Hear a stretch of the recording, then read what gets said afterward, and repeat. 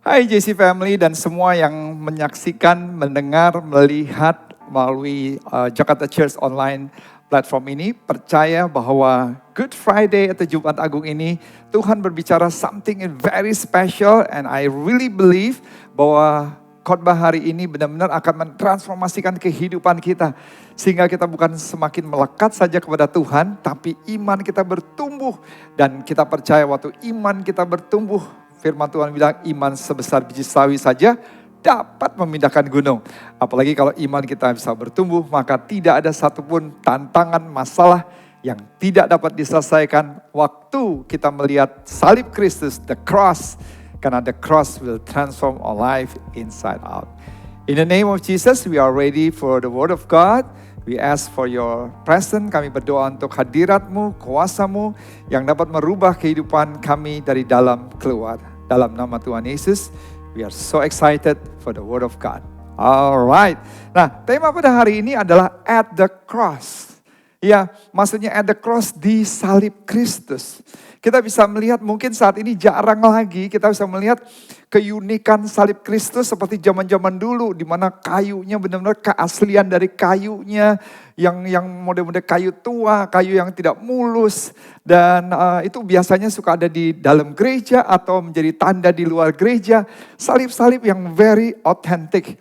Bahkan kalau dulu sering dilakukan drama-drama, bahkan saat ini masih ada ya di Eropa, di Amerika, tapi di negara-negara di bagian yang bukan yang ada sih mungkin acara-acara khusus mungkin di New York, di Paris, tapi sebuah drama di mana itu outdoor drama, di mana mereka bisa memikul salib dan disaksikan orang-orang outdoor, yaitu drama penyaliban Kristus. Di situ kita bisa melihat ada tiga hal dalam penyaliban Kristus. Ada orang yang membawa kain yang berwarna hitam, itu berbicara mengenai melambangkan dosa.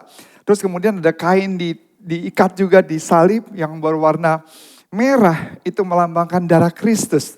Tapi juga ada kain warna putih yang melambangkan kesucian dari darah Kristus dan kematian dari darah Kristus, yaitu yang memurnikan hati kita semua. Nah, semua itu akan mengalami sebuah perubahan. Kalau kita melihat drama atau apa, kita lihat salib, kita bicara bahwa waktu kita melihat salib, waktu kita melekat dengan Kristus, mengerti makna atas kematian Kristus, itu akan membawa perubahan yang positif di dalam kehidupan kita. Jadi salib itu bukan hanya sebagai simbol.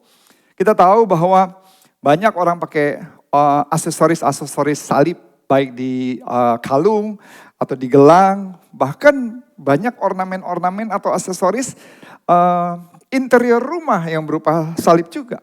Atau saudara misalnya ke gereja, banyak tempat-tempat yang dihiasi dengan salib-salib. Tapi itu bukan hanya sekedar simbol. Salib yang kita mau pelajari at the cross, itu bicara mengenai kuasa daripada darah Yesus. Bicara mengenai keagungan Kristus, kematiannya untuk saudara dan saya, untuk memberikan kita kemenangan di dalam Tuhan Yesus Kristus. Karena itu kita mau belajar, ada 6 perubahan yang luar biasa at the cross. Waktu kita melihat salib Kristus, dari beberapa orang pas waktu kejadian 2000 tahun yang lalu, bagaimana kita bisa pelajari, ada transformasi, ada perubahan pada saat mereka melihat salib Kristus. Pada saat mereka mengalami atau melihat secara nyata kematian Yesus di atas kayu salib yang membawa perubahan dalam kehidupan mereka. Dan Pastor Ed berdoa juga membawa perubahan di dalam kehidupan kita semua. Yang pertama, dari keraguan menjadi iman. Dari keraguan menjadi iman. Ini bicara mengenai tokoh perwira yang mengeksekusi Yesus. Nah, kita akan baca sama-sama di dalam Matius 27 ayat 27 sampai 31. Kemudian serdadu-serdadu wali negeri membawa Yesus ke gedung pengadilan lalu memanggil seluruh pasukan berkumpul sekeliling Yesus. Mereka menanggalkan pakaian Yesus dan mengenakan jubah ungu kepada Yesus. Mereka menganyam sebuah mahkota duri dan menaruhnya di atas kepala Yesus. Lalu memberikan dia sebatang buluh di tangan kanannya dan kemudian mereka berlutut di hadapan Yesus dan mengolok-olok Yesus dengan berkata demikian. Salam hai Raja orang Yahudi. Mereka meludahi Yesus dan mengambil buluh itu dan memukulkannya di kepala Yesus. Ini kan penghinaan yang luar biasa. Sesudah mengolok-olok sesudah mengolok-olok Yesus, mereka menanggalkan jubah yang dipakai Yesus dan mengenakan pula pakaiannya kepadanya. Kemudian mereka membawa Yesus keluar untuk disalibkan. Wow, saudara. Ini suatu hal yang sangat brutal. Ini sesuatu yang sangat sadis yang dilakukan oleh perwira-perwira yang mengeksekusi Yesus. Saya mau kasih lihat betapa sadisnya, betapa brutalnya. Bagaimana mereka memperlakukan Yesus sebagai Yesus yang adalah Tuhan, Raja di atas segala raja. Dan saudara bisa bayangkan pada saat waktu itu. Apakah pada saat waktu Yesus harus mengalami penderitaan seperti itu? Apa yang Yesus lakukan, saudara? Kita melihat, saudara, di Yohanes 19 ayat 23. Sesudah prajurit-prajurit itu menyalibkan Yesus, mereka mengambil pakaiannya, lalu membaginya menjadi 4 bagian untuk tiap-tiap prajurit 1 bagian, dan jubahnya juga mereka ambil. Jubah itu tidak berjahit, dari atas ke bawah hanya 1 tenunan saja. Dan kemudian Lukas 23 ayat 36 sampai 37 dikatakan, juga prajurit-prajurit mengolok-olok dia. Mereka mengunjukkan anggur asam kepadanya dan berkata, jika engkau adalah raja orang Yahudi, selamatkan dirimu. Ini bicara mengenai penyaliban Kristus.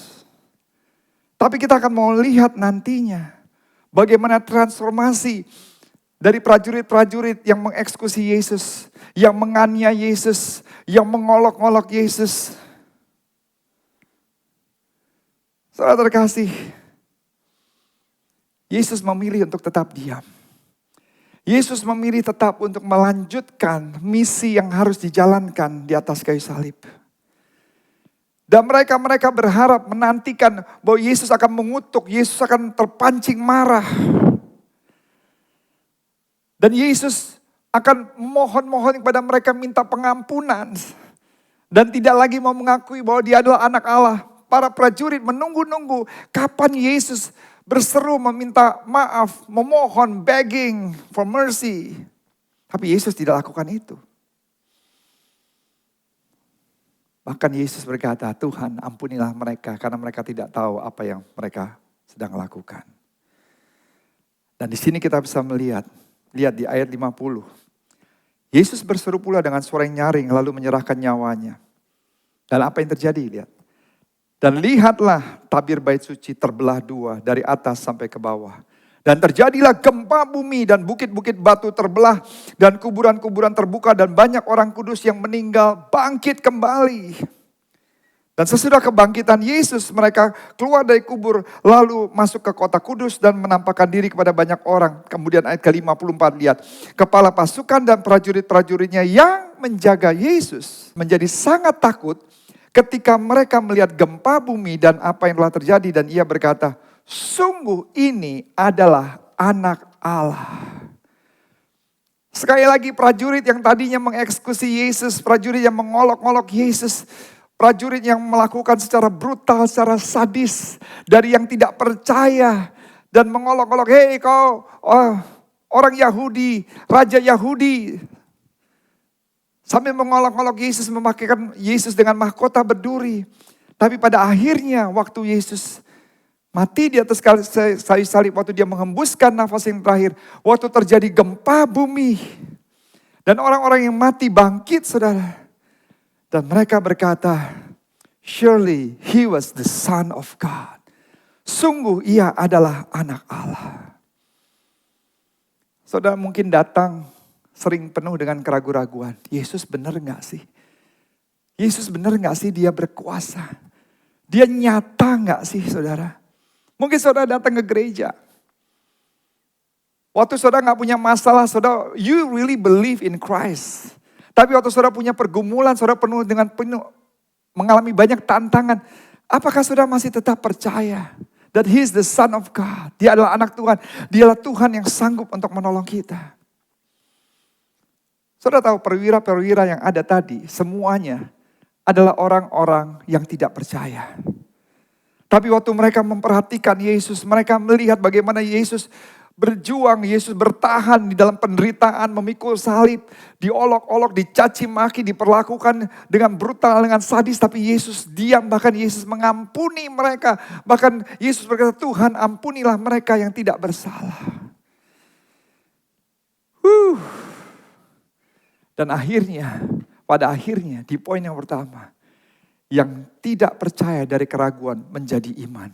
Kenapa? Karena mereka semua berkata, sungguh ia adalah anak Allah. Mereka saja perwira-perwira yang tidak percaya. Mereka yang mengeksekusi Yesus. At the end mereka bisa berkata, surely he was the Son of God. I'm going to challenge you all. Sebelum masuk poin kedua. Apakah saudara masih ragu dan tidak yakin dengan Tuhan yang berdaulat atas hidup kita? Tuhan sanggup menolongmu. Tuhan sanggup mempromosikanmu. Tuhan sanggup menyembuhkan. Tuhan sanggup memberkati. Bagi Tuhan tidak ada yang mustahil. Dan bagi orang percaya juga tidak ada yang mustahil. Dan kita bisa berkata, surely he is the Son of God. Sungguh dia adalah anak Allah. Kalau kita percaya Yesus adalah anak Allah, maka kita akan lebih tenang dalam menjalankan kehidupan. Yang pertama, dari keraguan menjadi iman. Kita belajar dari prajurit-prajurit, perwira-perwira yang tidak percaya, akhirnya percaya. Yang kedua, dari orang berdosa menjadi orang yang benar. Kita mau melihat dari kehidupan maling, penjahat yang disalib di samping Yesus. Maling ini ketangkap lagi, tapi hukumannya disalib. Dan beberapa orang pada saat itu berkata, ini hukumannya terlalu kejam. Orang yang hanya maling, yang melakukan kejahatan mungkin beberapa kali saja, kenapa harus sampai dihukum, disalib seperti itu? Tapi kalau sudah lihat, maling itu, penjahat itu tidak berargumentasi. Tapi yang luar biasa nanti kita lihat bahwa mereka, maling ini yang ada disalib di samping yang Yesus, yang satu ini, bahkan membela Yesus. Lihat Lukas 23 ayat 32 sampai 33. Di kanan kiri Yesus ada dua penjahat. Yang satu mengolok-olok Yesus, yang satu membela Yesus. Dia 32. Dan ada juga digiring dua orang lain. Yaitu dua penjahat untuk dihukum mati bersama-sama dengan Yesus. Ketika mereka sampai di tempat yang bernama Tengkorak, mereka menyalibkan Yesus. Di situ juga kedua penjahat itu, yang seorang di sebelah kanan Yesus dan yang satu lagi di sebelah kiri Yesus. Sudah tahu apa yang menjadi menarik dalam cerita ini? Pada saat waktu Yesus diadili, waktu Yesus harus menjalankan penderitaan pikul salib sampai disalib. Saudara lihat di dalam Alkitab, tidak ada satu yang maju untuk menjadi saksi membela Yesus. Tidak ada satu pun yang maju untuk membela Yesus. Murid Yesus yang namanya Petrus, memang datang pada saat itu di Taman Getsemani. Mau coba untuk membela Yesus, tapi waktu Yesus ditangkap, habis itu Petrus bahkan menyangkal Yesus dan berkata, aku tidak kenal dia. Yohanes cuman hanya melihat saja dari jauh. Tapi pada saat waktu dia disalib, seorang penjahat yang ada di samping Yesus, dia bisa saja dia berkata, saya tidak bersalah. I was framed, saya terjebak, saya diperangkap. You caught the wrong guy, kalian menangkap orang yang salah. I'm not guilty, dia bisa berkata, saya tidak salah. Saya tidak layak untuk menerima hukuman seperti ini. Tapi di akhir kehidupannya, maling yang seorang yang sangat egois. Orang cuma hanya mementingkan dirinya sendiri, mencuri untuk kebutuhannya sendiri. Tapi di akhir kehidupannya dia berkata, yes, I'm guilty, saya bersalah. Saya layak untuk menerima hukuman ini. Dan bukan itu saja, bahkan dia membela Yesus. Wow. Lihat di ayat 39, Lukas 22. Seorang dari penjahat yang digantung itu menghujat dia. Ini salah satu yang menghujat Yesus. Yang disalib juga. Dia berkata, bukankah engkau adalah Kristus? Selamatkanlah dirimu dan kami. Tapi yang seorang yang penjahat, yang maling itu menegurnya dan berkata demikian. Tidakkah engkau takut juga tidak kepada Allah, sedang engkau menerima hukuman yang sama? Kita memang selayaknya dihukum, sebab kita menerima balasan yang setimpal dengan perbuatan kita. Tapi, lihat maling ini berkata, tetapi orang ini, maksudnya Yesus, tetapi orang ini tidak berbuat sesuatu yang salah. Terus kemudian si maling ini, penjahat ini berkata, Yesus ingatlah akan aku apabila engkau datang sebagai raja. Dan perhatikan baik-baik, this is amazing. Yesus berkata, aku berkata kepadamu, sesungguhnya hari ini juga engkau ada bersama-sama dengan aku di Taman Firdaus. I tell you the truth, that today you will be with me in paradise. Wow, ini satu perubahan yang signifikan. Disalib orang ini sebagai penjahat yang paling penjahat, hukuman yang paling jahat. Maling, penjahat disalib di samping Yesus datang sebagai orang berdosa. Tapi salib membawa sebuah perubahan. Bahkan Yesus berkata, I tell you the truth, today you will be with me in paradise. Datang sebagai orang berdosa, disalib. Tapi sebelum dia mengembuskan nafas yang terakhir, dia sudah menerima surga, hadiah yang paling luar biasa. Saya berharap salib membawa satu transformasi dalam hidup kita. Bisakah kita datang dan berkata, confess to Jesus. Lord, I'm a sinner, saya adalah orang yang berdosa. Akui segala dosa-dosa kita. Come to Jesus, come to the cross. The Son of the living God.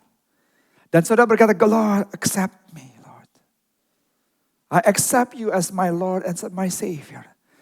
Saya adalah orang yang berdosa, ampuni segala dosa-dosa. Forgive me, Lord. Dan maukah saudara terima Yesus? Yang saudara telah mundur dari Tuhan, saudara kembali kepada Tuhan. Lari kepada Tuhan. Balik dengan kasih yang mula-mula. On fire for Jesus. Dan saudara buka hati dan terima Yesus dan untuk dibaptis. Mati dalam Kristus dan bangkit dalam Kristus. Yang pertama, kita lihat dari serdadu perwira. Dari ragu-ragu kepada iman. Yang kedua, kita belajar dari penjahat si maling tersebut. Yang disalib di samping Yesus. Dari orang berdosa, akhirnya bisa menjadi orang benar. Terima Yesus. Satu perubahan yang signifikan. Yang ketiga, dari sahabat menjadi keluarga. Saya mau cerita sedikit backgroundnya.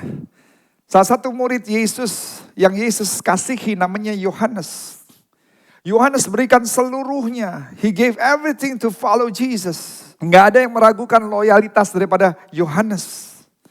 Bagaimana Yohanes membela Yesus. Bagaimana Yohanes selalu ada bersama dengan Yesus. Dan saat ini, waktu Yesus lagi disalib. Ini kan bicara mengenai at the cross. Ada ibu Yesus di bawah kaki salib Yesus. Yang pastinya Yusuf, ayah daripada Yesus, sudah tidak ada karena sudah meninggal dunia. Jadi cuma ada ibu Yesus. Dan dalam Yohanes 7 ayat 5, kalau saudara bertanya, adiknya Yesus mana? Karena Yesus kan punya saudara, adiknya. Tapi adiknya bahkan tidak percaya dengan Yesus. Di dalam Yohanes 7 ayat 5, sebab saudara-saudaranya sendiri tidak percaya kepada Yesus. Sehingga di dalam penyalipan itu, dalam Yohanes 19 ayat 25-27, dan dekat salib Yesus berdiri ibunya dan saudara ibunya Maria, istri Klopas dan Maria Magdalena. Ketika Yesus melihat ibunya dan murid, lihat, dan ketika Yesus melihat ibunya dan murid yang dikasihinya, kata firman Tuhan, ada di samping Maria, berkatalah Yesus kepada Maria, ibu inilah anakmu. Maksudnya Maria ini Yohanes adalah anakmu. Kemudian Yesus berkata kepada murid-muridnya demikian, inilah ibumu. Dan sejak saat itu murid itu menerima dia di dalam rumahnya. Jadi Yesus berkata kepada Maria, Maria ini Yohanes adalah anakmu. Dan Yesus berkata kepada Yohanes, ini Maria adalah ibumu. Dan Yesus mau memastikan waktu dia menghembuskan nafas yang terakhir. Yohanes bukan hanya menjadi murid kesayangannya. Tapi Yohanes, listen carefully, menjadi bagian dalam keluarga Yesus. Ini sesuatu yang menyentuh hati saya waktu saya mempelajari ini. Jesus invites John to be a part of his family. Mungkin saudara telah mengenal Yesus bertahun-tahun. 10 tahun, 20 tahun, 30 tahun. Saudara mungkin datang rutin beribadah hari Minggu. Tapi today, when we see the cross, apakah saudara bergabung? Apakah saudara sudah tertanam di dalam gereja lokal? Saudara sudah menjadi bagian dalam keluarga Jakarta Church? Apakah saudara sudah masuk bagian dalam JC Home menjadi sebuah keluarga, saudara? Kita sebagai orang percaya nggak bisa hidup sendirian. Bahkan saudara terkasih, Yesus saat itu memohon kepada Yohanes untuk bergabung menjadi bagian dalam keluarga Yesus bersama dengan Maria. Sehingga akhirnya Yohanes menerima Maria di rumahnya. Dan Maria menjadi ibu Yohanes. Dan Maria menjadikan Yohanes anaknya. Filipi 3 ayat 17 dikatakan, saudara-saudara, atau we need to join with others as we follow Christ. Saudara-saudara, ikutilah teladanku. Artinya kita nggak bisa hidup sendirian. Kita harus ada dalam kebersamaan. Waktu kita ada dalam kebersamaan. Dalam satu keluarga. Dalam suka dan duka. Kita nggak selalu di atas. Kita nggak selalu di bawah. Waktu di bawah kita bisa dikuatkan. Waktu di atas kita selalu diingatkan. Supaya kita nggak sombong. Kita nggak keluar dari jalurnya Tuhan. What a powerful cross. Waktu kita memandang salib Kristus. Yang pertama. Dari keraguan menjadi iman. Mungkin saudara sempat ragu akan tahun ini. Saudara ragu akan masa depan saudara. Saudara akan ragu apakah saudara bisa bangkit kembali. Tapi perwira tersebut dari yang tidak percaya Yesus sampai percaya. Yang kedua, kita bahas dari penjahat yang disalib di samping kanan Yesus. Dari orang berdosa sampai dia bisa ada di Taman Firdaus. Terima surga sebelum dia menghembuskan nafas yang terakhir. Yang ketiga kita belajar dari sahabat menjadi keluarga. Tuhan mau kita melangkah lebih jauh lagi. Bukan hanya sekedar datang beribadah hari Minggu. Tapi menjadi bagian dalam keluarga besar Jakarta Church. Tertanam di dalam JC Home. Yang keempat. Dari penonton menjadi pelayan. Amazing. I love this. Dari orang yang tidak melayani, dari orang yang non-aktif.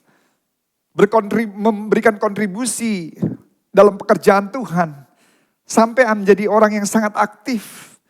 Dari seorang penonton, spectators. Sampai orang yang melayani. Coba lihat Yohanes 19 ayat 28. Setelah itu Yesus mengetahui bahwa semuanya sudah terlaksana untuk menggenapi kitab suci. Jadi waktu Yesus tahu proses penyalipan, semua udah penderitaan di akhir kehidupannya. Sudah terlaksana dengan baik untuk menggenapi kitab suci. Dia berkata demikian. Simple, saudara. Dia berkata, I'm thirsty. Aku haus. Banyak orang di situ yang mendengar. Waktu Yesus berkata, aku haus, I'm thirsty. Itu banyak di bawah yang mendengar. Waktu melihat penyalipan Kristus. Tapi cuma satu orang. Lihat Matius 27 ayat 47. Mendengar itu beberapa orang yang berdiri di situ berkata, mereka bilang, oh mungkin dia lagi memanggil Elia, minta tolong Elia. Tapi daripada orang memberikan komentar ini dan itu di ayat 48. Dan segeralah datang seorang. Lihat, seorang dari mereka ia mengambil bunga karang, mencelupkannya ke dalam anggur asam, lalu mencucukkannya pada sebatang bulu dan memberi Yesus minum. Dan ayat 30 Yohanes 19, sesudah Yesus meminum anggur asam itu, berkatalah ia, baru lihat, sesudah itu berkatalah ia, sudah selesai. Lalu ia menundukkan kepalanya dan menyerahkan nyawa penontonnya. Yesus ingin melihat di akhir kehidupannya siapa yang meresponi mau untuk bisa melayani Tuhan. Dan itu sebuah kesempatan yang terakhir waktu Yesus hidup sebagai manusia. Waktu dia berkata, I'm thirsty, aku haus. Semua menjadi penonton, semua melihat. Cuman hanya satu orang yang memberikan minum kepada Yesus. Nggak pakai bertele-tele atau bilang, oh dia lagi manggil Elia, oh dia lagi manggil malaikat. Enggak, dia langsung ambil air, dia ambil lakukan dan memberikan Yesus minum. Dan setelah Yesus minum dan dia berkata, it is done, sudah selesai. Saya paling senang ada orang yang langsung mengambil sikap. Gak terlalu banyak alasan, gak terlalu banyak bertele-tele. Tapi waktu orang memenuhi atau butuh sesuatu, langsung bergerak. Orang ini tidak ada namanya, saudara, di Alkitab. The faceless, nameless spectators could not watch someone suffer and do nothing about it. Faceless, hero, nggak ada namanya, tapi orang ini nggak bisa melihat orang menderita terus berkata aku haus, terus kemudian yang lain semuanya sebagai penonton. Oh, ngomong apa dia ya? Jangan-jangan dia lagi berdoa, jangan-jangan lagi dia minta tolong malaikat, jangan-jangan dia lagi tapi do nothing. Banyak orang seperti itu. Cuma oh iya, oh. Tapi pada saat waktu melihat ada kebutuhan, mereka tidak melangkah. Tapi waktu Yesus berkata, I thirst, aku haus. Satu orang dari sebegitu banyak orang langsung lari memberikan Yesus minum. Pertanyaannya hari ini, apakah saudara merasa hari ini, when you see the cross, waktu saudara melihat salib, ada panggilan untuk bertindak? Apakah saudara merasa bahwa Tuhan memanggil saudara untuk melakukan sesuatu, melayani? Apakah saudara merasa bahwa in the spirit Tuhan lagi berbicara? Dari tidak melakukan aktivitas apa-apa untuk melakukan aktivitas sesuatu. Untuk memuliakan dan membesarkan nama Tuhan. Dari penonton menjadi pelayan. Saya berdoa setiap kita hari ini. Biar Kuasa Roh Kudus menggerakkan hati saudara. Untuk bisa melangkah. Saya pada saat waktu itu juga sama. Saya ada di marketplace, saya sekolah di Amerika, saya ngambil sekolah bisnis juga. Dan pada saat waktu di dalam, saya bekerja di marketplace. Dalam puncak kesuksesan dan keberhasilan dalam karir saya di marketplace. Dan Tuhan panggil. Dan panggilan yang sangat unik. Dan saya sempat menguji panggilan Tuhan berkali-kali. Sampai akhirnya sebelum kami menikah. April 97. Saya cuma minta konfirmasi kalau benar itu panggilan Tuhan. Maka calon istri saya, yang kita udah bersama-sama hampir 10 tahun pacaran. Pastinya Tuhan berikan damai sejahtera dan will support me in the ministry. Dan setelah saya ajak bicara singkat cerita. Dia bilang, saya mencintai kamu bukan dengan apa yang kamu miliki. Tapi saya akan menjadi seorang istri yang paling bangga. Kalau bisa menikah dengan seorang yang meresponi panggilan Tuhan. Dan dia bilang kamu melayani Tuhan dengan sepenuh hati. I will support you. Karena dia masih bekerja di marketplace. Don't worry about anything. Don't worry anything about financially. Just give your heart fully to the Lord. And God will provide. Tuhan bisa mencukupi. Sampai hari ini Tuhan mencukupi. Dengan cara yang ajaib dan luar biasa. Sekalipun harus berjalan dengan lembah kekelaman. Mengalami bukit-bukit, melalui tantangan, tangisan, tetesan, air mata. Tapi janji Tuhan selalu ya dan amin. Pemeliharaan Tuhan selalu sempurna. Dan saudara terkasih, apakah saudara mau selamanya menjadi penonton? When you see the cross, waktu saudara melihat salib, it is time for us to do the action. To give our action. Berikan yang terbaik. Serve the Lord with all your heart. Yang kelima, dari tidak berani menjadi berani. Dari tidak berani menjadi berani. Kita mau belajar dari seorang yang bernama Yosef Arimatea. Dia adalah seorang majelis besar. Dan hubungannya dengan Yesus ini sangat berdampak dengan hubungan politik. Sehingga dia harus diam-diam. Artinya dia menjadi secret agent, menjadi secret Christian. Menjadi murid Yesus yang harus menyembunyikan identitasnya. Lihat di poin kelima, dari yang tidak berani bisa menjadi berani. Saya lagi nonton di Netflix ada film Vincenzo.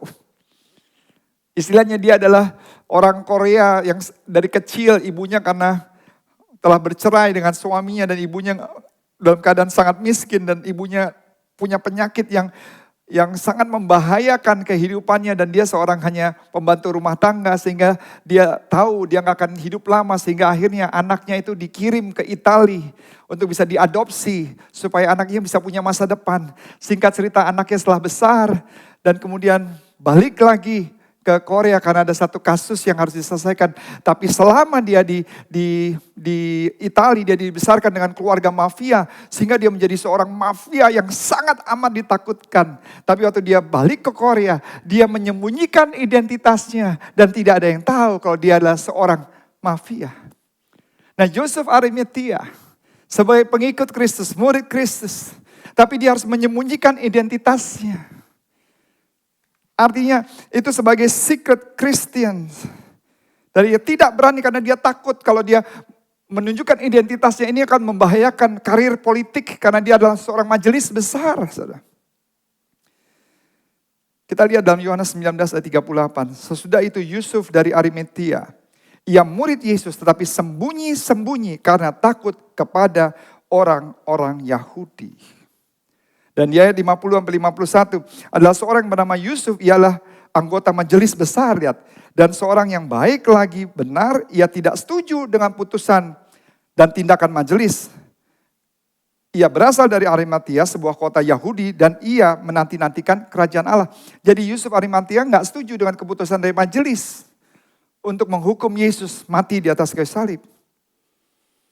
Dan di ayat 43-46 dalam Markus 15, karena itu Yusuf orang Arimatea itu seorang anggota majelis besar yang terkemuka, tuh lihat, yang terkenal, yang juga menanti-nantikan kerajaan Allah, memberanikan diri, saudara. Yang tadinya penakut, yang tadinya menyembunyikan identitasnya, waktu melihat Yesus di atas kayu salib. Dan lihat Yesus mati di atas kayu salib. Lihat memberanikan diri menghadap Pilatus dan meminta mayat Yesus. Saudara. Apalagi waktu Yesus mati itu paling gampang untuk lebih lagi untuk gak mengenal Yesus. Karena kalau berkata mengenal Yesus apalagi menjadi sahabat Yesus ini bisa menghentikan, menghancurkan karir politik dalam kehidupan Yusuf Arimatea. Tetapi dia menghadap Pilatus meminta mayat Yesus. Pilatus bahkan heran mendengar bahwa Yesus sudah mati. Maka ia memanggil kepala pasukan dan bertanya kepadanya apakah Yesus sudah mati. Setelah didengar keterangan kepala pasukan, ia berkenan memberikan mayat itu kepada Yusuf Arimatea. Dan Yusuf pun membeli kain lenan, kemudian ia menurunkan mayat dari salib dan mendandani Yesus dengan kain lenan itu. Lalu ia membaringkan di dalam kubur yang digali di dalam bukit batu. Kemudian digulingkannya sebuah batu ke pintu kubur itu. Yusuf melayani, bahkan Yusuf minta ke Pilatus untuk dia menurunkan Yesus. Dan membungkus Yesus dengan kain lenan dan menguburkan Yesus. Wow. Dia bisa aja pura-pura gak kenal. Tapi bahkan waktu dia melihat salib kematian Yesus membuat yang dia tadi pengecut, menyembunyikan identitasnya. Tapi karena dia menantikan kerajaan Allah, dia tahu He is Jesus, He is God, He is the Almighty God. Dari pengecut menjadi berani. Bagaimana saudara dengan saya? Are we bold enough in our faith? Apakah kita cukup berani? Apakah kita mau memberitakan kabar sukacita kepada orang lain? Share your faith, berkata bahwa Yesus satu-satunya Tuhan dan Juru Selamat dalam hidup kita. 5 hal kita pelajari dari kematian Yesus di atas kayu salib. Yang pertama, dari keraguan menjadi iman. Kita belajar dari perwira yang tidak percaya tadinya. Dan saat itu juga mereka menjadi orang percaya. He is God. Yang kedua, kita belajar dari orang yang berdosa menjadi orang benar. Kita belajar yang kedua tadi dari siapa? Dari maling, penjahat yang disalib di samping Yesus. Karena dia satu-satunya yang membela Yesus. Ketiga, Dari sahabat menjadi keluarga. Yohanes bukan hanya murid yang dikasihi Yesus, tapi Yohanes diangkat Yesus untuk menjadi keluarga. Dan Yesus berkata kepada Maria, bahwa Yohanes adalah anakmu. Yesus berkata kepada Yohanes, Maria itu adalah ibumu. Tuhan mau mengajak kita masuk lebih dalam lagi. Bukan hanya sebagai orang yang hanya rutin datang, tapi tertanam di dalam gereja lokal. Bergabung dalam JC Home. Yang keempat, dari penonton menjadi pelayan. Semua ada di bawah banyak orang. Cuman waktu Yesus berkata, saya haus, hanya satu orang, gak ada namanya, datang memberikan Yesus minum. Dan setelah itu Yesus berkata, it is done, sudah selesai. Yesus ingin tahu, siapa yang mau bertindak, melayani. Yesus ada di tempat ini. Yesus mau tahu, apakah sudah siap untuk memberikan hidupmu, melayani Tuhan. Kelima kita belajar, dari tidak berani menjadi berani. Yusuf Arimatea, dari yang tidak berani, dari yang menjadi secret agent. Tapi dia berkata kepada Pilatus, berikan mayat Yesus. Dan dia bahkan mengubur Yesus. Kemungkinan besar karirnya akan habis. Terakhir dari kekanak-kanakan menjadi dewasa rohani. Ada seorang Farisi, wow ini amazing. Seorang Farisi yang namanya Nikodemus. Seorang pemimpin agama Yahudi. Ia datang pada waktu malam kepada Yesus dan berkata, penuh dengan pertanyaan orang-orang Farisi ini kan benar. Dia bilang, Rabi, kami tahu bahwa engkau datang sebagai guru yang diutus Allah. Sebab tidak ada seorang pun yang dapat mengadakan tanda-tanda yang engkau adakan itu, jika Allah tidak menyertai. Terus Yesus menjawab begini, aku berkata kepadamu, sesungguhnya jika seorang tidak dilahirkan kembali, ia tidak dapat melihat kerajaan Allah. Ini sebenarnya percakapan untuk bayi-bayi rohani. Ini bicara mengenai being born again, lahir baru. Karena habis itu Nikodemus kan berkata, gimana sih orang bisa dilahirkan kembali? Maksudnya masuk lagi dalam perut ibu saya, kemudian hamil terus dilahirkan kembali. Yesus berkata, daging melahirkan daging, roh melahirkan roh. Maksudnya lahir baru itu bicara lahir in the spirit, lahir di dalam roh. Dan saudara bisa melihat dari kekanak-kanakan dan Nikodemus, orang Farisi, orang Yahudi ini yang tadinya soal yang kerohanian, bayi rohani aja. Yang gak mengerti, yang gak paham. Tapi pada akhirnya di salib Kristus, dia mengalami satu perubahan yang amazing, yang luar biasa. Di dalam Yohanes 7 ayat 46. Jawab penjaga-penjaga itu, belum pernah seorang manusia berkata seperti itu, seperti perkataan Yesus. Jawab orang-orang Farisi itu kepada mereka, adakah kamu juga disesatkan? Adakah seorang di antara pemimpin-pemimpin yang percaya kepada Yesus atau seorang di antara orang-orang Farisi? Tapi orang banyak ini yang tidak mengenal hukum Taurat, terkutuklah mereka. Jadi waktu Yesus berbicara, ditanya balik, ada gak sih kalian ini pemimpin-pemimpin orang Yahudi, orang Farisi yang percaya dengan yang namanya Yesus? Tiba-tiba boom di ayat 50, Nikodemus. Ingat saudara, yang pertama, pemimpin Yahudi yang sangat terkemuka. Orang Farisi yang bernama Nikodemus berkata, seorang dari mereka yang dahulu telah datang kepadanya berkata kepada mereka, apakah hukum Taurat kita menghukum seseorang sebelum ia didengar dan sebelum orang mengetahui apa yang telah dibuatnya? Jawab mereka, apakah engkau juga orang Galilea? Selidikilah kitab suci. Engkau akan tahu bahwa tidak ada nabi yang datang dari Galilea, kata mereka, karena Yesus datang dari Galilea. Lihat, kita bisa melihat pertumbuhan daripada Nikodemus. Because of the Christ. Because of the cross. Bertumbuh itu gak mudah, saudara. Bertumbuh secara fisik juga gak mudah. Untuk kita bisa bertumbuh sehat, kita harus jaga kesehatan kita secara fisik, apalagi secara spiritual. Semakin kita bertumbuh dekat dengan Tuhan, tantangan itu ada. 1 Korintus 13 ayat 11. Paulus berkata, ketika aku kanak-kanak, aku berkata-kata seperti kanak-kanak. Aku merasa seperti kanak-kanak. Aku berpikir seperti kanak-kanak. Sekarang sesudah aku menjadi dewasa, aku meninggalkan sifat kanak-kanak itu. Semakin kita dekat dengan Tuhan, semakin kita bisa membedakan mana yang baik dan mana yang tidak baik. Nikodemus adalah orang yang selalu hanya fokus dengan kekayaan, wealth, pengaruh, influence, untuk bisa memperkuat his prominent seat on the council sebagai majelis besar. Supaya orang semakin hormat, semakin respect, karismanya itu dibangun dengan kekayaan, dengan pengaruhnya. Tapi saudara lihat, Di dalam Yohanes 19:38. Waktu Yusuf dari Arimatia yang kita bahas di poin kelima tadi. Murid Yesus meminta kepada Pilatus, lihat.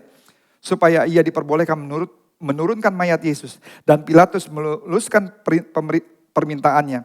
Lalu datanglah ia dan menurunkan mayat itu. Lihat di ayat 39. Lalu juga Nikodemus.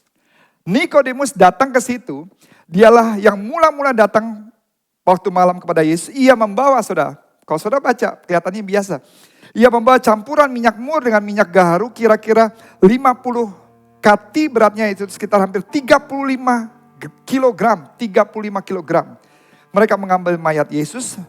Mengampaninya dengan kain lenan dan membubuhinya dengan rempah-rempah menurut adat orang Yahudi bila menguburkan mayat. Sudah tahu Nikodemus bertumbuh amazingly. Pertama, dia berbicara kepada Yesus diam-diam waktu bertanya mengenai lahir baru. Kedua, dia mulai membela Yesus diam-diam. Tapi yang ketiga, dia berkorban di depan orang Yahudi bersama dengan Yusuf Arimatia. Dia membawa rempah-rempah 35 kilogram. Sudah tahu? Itu yang digunakan biasanya untuk penguburan buat diri kita sendiri. Tapi dia persembahkan semuanya kepada Yesus. Nikodemus mengajarkan kepada kita, this life is not about me, it's about Jesus. Hidup ini bukan hanya about me, but it's about Him. Bukan untuk to honor myself, but to honor God.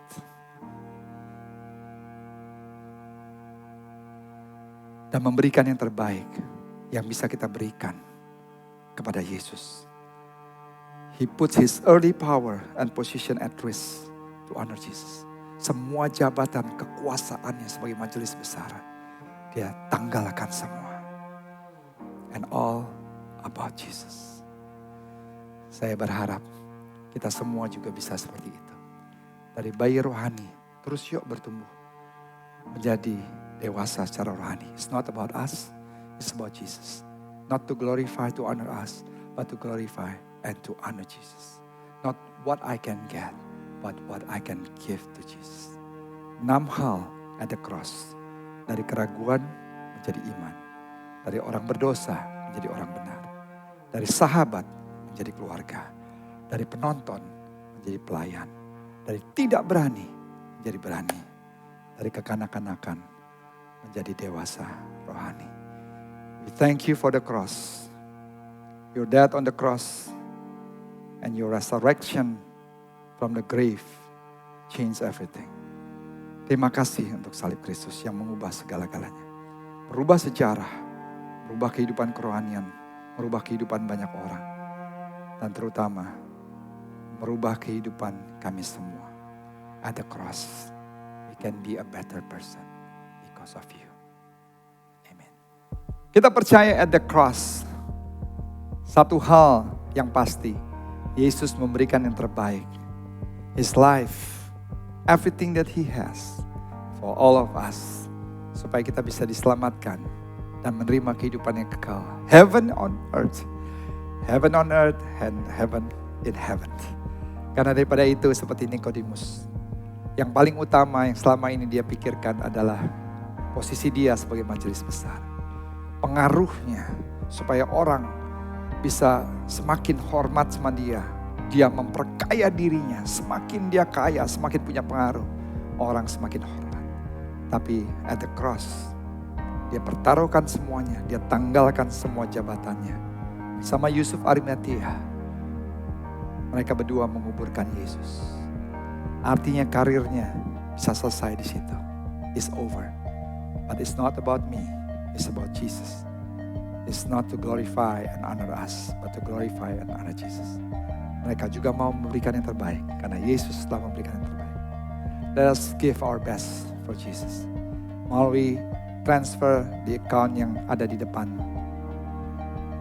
screen ini, sudah bisa memberikan yang terbaik on this Good Friday. Dan persembahan kita untuk memperlebar dan memperluas kerajaan Allah, Tuhan akan mengembalikan berlipat kali ganda. God will bless you abundantly. Waktu saudara memberi dengan sukacita, saudara memberikan dengan hati saudara yang paling tulus. give your best to Jesus. Tuhan berkati setiap anak-anakmu yang siap mentransfer dukungan dana untuk pekerjaan Tuhan. Mereka memberikan yang terbaik. Inilah yang terbaik yang kami berikan, bukan yang sisa. And I believe you will bless them. Amen. Alright, I'm pretty sure that every one of us is blessed abundantly and cannot wait for Sunday Passover celebration. My wife, Levi, is going to preach, and I'm going to share a short message as well.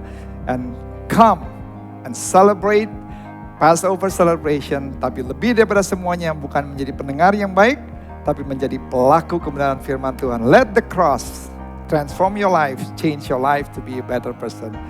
We love you and God bless you. See you next week.